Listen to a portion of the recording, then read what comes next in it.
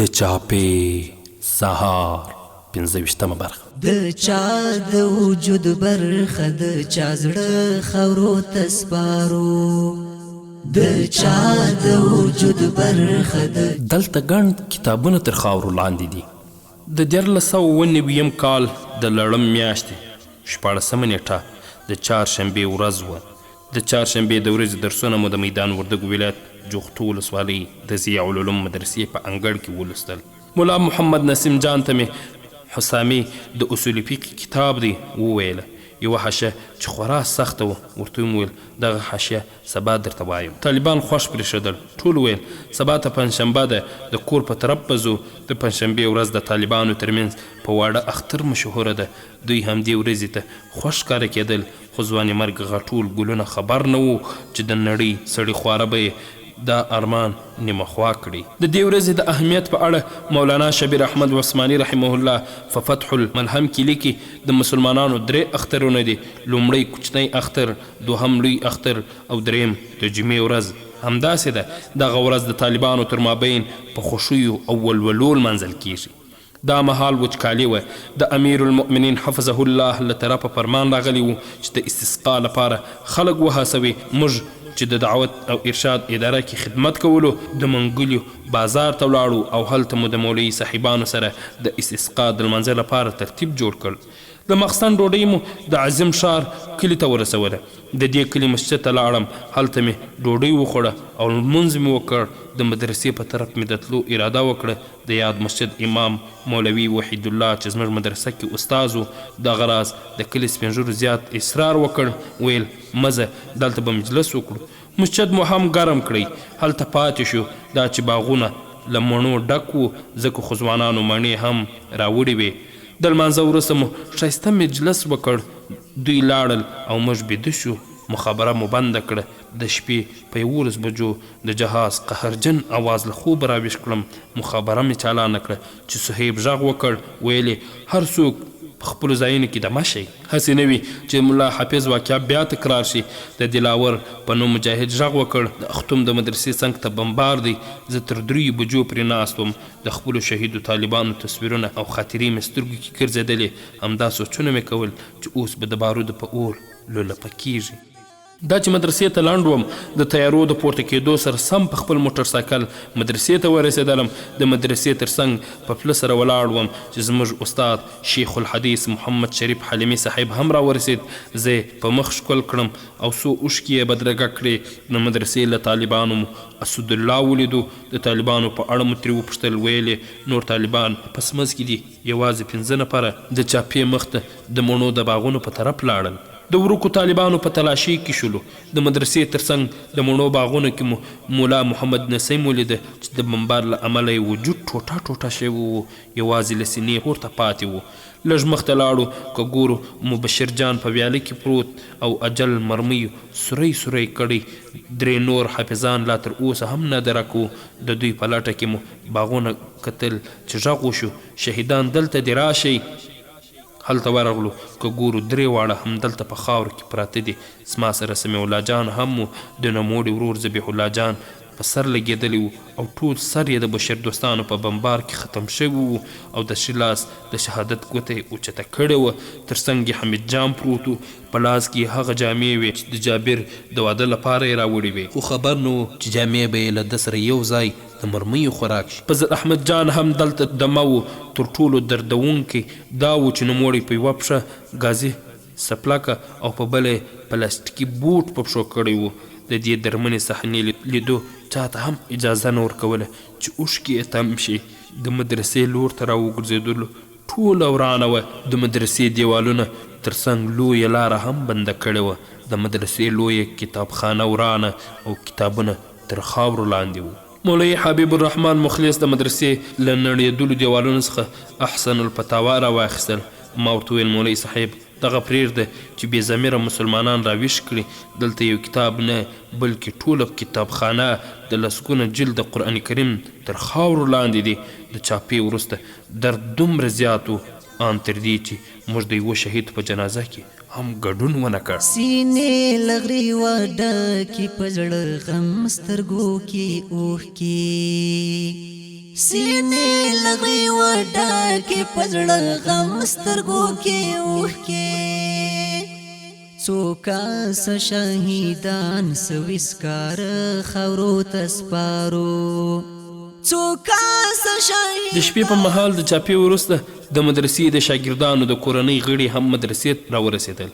دوی ټولو دا انګېرلې وه چې مدرسه کې هیڅوک هم ژوندي نه دي پاتې، ځکه خو یې له ځان سره کمبلې هم راوړې وې تر څو د خپلو شهیدانو بچو ټوک ټوک بدنونه پکې یوسي. دا چې د مدرسې پاتې شاګردان یرغلګرو له خواږه خوب راویښ کړي وو، ځکه خو ټول سرتور سر او پښې لوسې وو. د نبوت د ګلبڼ روزل شوو ماشومانو همدې حال کې هم له موږ اجازه وغوښتله هر یو به راغلو، ویل به یې زما پلار او ورور راغلي ورسره لاړ شم. دوی مو د خپلو کورنیو سره داسې مهال لیږل چې نه یې په سر خولۍ او نه هم په پښو بوټونه وو. دغه معصومو طالبانو د حال په ژبه د یرغلګرو او د هغه له غلامانو شکایت کولو د دوی دغه حالت لوی رب جل جلاله په غوسه کړ، ځکه صلیبي نړۍ د غرور له هسکه د ماتې په تخت را پرېوتله. د وجود برخه د چا زړه خاورو ته سپارو د چا د وجود برخه د چا زړه خاورو ته سپارو یو ګل د شهادت په خوب ویده خاورو ته سپارو. له چاپې 6 ورځې وروسته د مدرسې په لور لاړو. د مدرسې یوازینی پاتې مسجد ته د سیمې د ورانیو اوسېدونکي حاجي محمد محسن شیشې اچولې او سولر او بیتري هم راوړې وې. موږ مدرسه کې وو چې د مدرسې شاګرد قانع نعمت الله راغلو. ویل یې پلار مې راته وویل ورشه مدرسه کې درسونه ووایه تر څو ته هم هلته په شهادت ورسېږې. درسونه مو په ړنګه حجره کې بیا ځلې پیل کړل. څو کسه طالبان راغلل. تر ټولو دردونکې دا وه چې د مدرسې له ړنګو به هره ورځ د شهیدو او مسافرو طالبانو جامې، کتابونه، بوټونه او داسې نور ډېر څه راختل. یوه ورځ مدرسه کې ناست و، د شهید مبشر جان ورور راغلو. ویلې مورکۍ مې هم راسره ده، غواړې د مبشر جان زیارت وکړې. دوی ته مو د نوموړ مشهد ور په ګوته کړ، زیارت یې وکړ.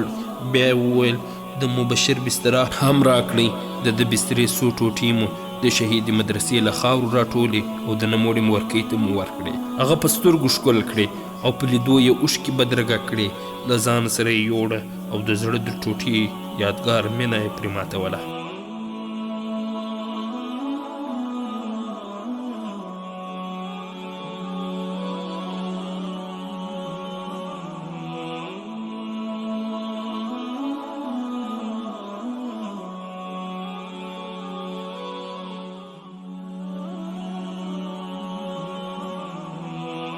د چا د وجود برخه د چا زړه. دلته د یرغلګرو له لوري ګڼ دیني مرکزونه د بارود په اور لوله شول. د اطرافو سیمو کې چاته د تعلیم اجازه هم نه وه.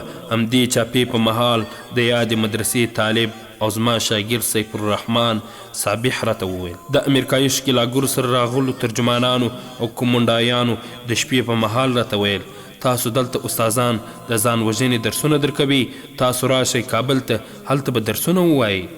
د چاپې وروسته مو د مدرسې د بیا رغونې تکل وکړ. د باریکاب د درې د 14 کلیو مشران مو مدرسې ته را دعوت کړل.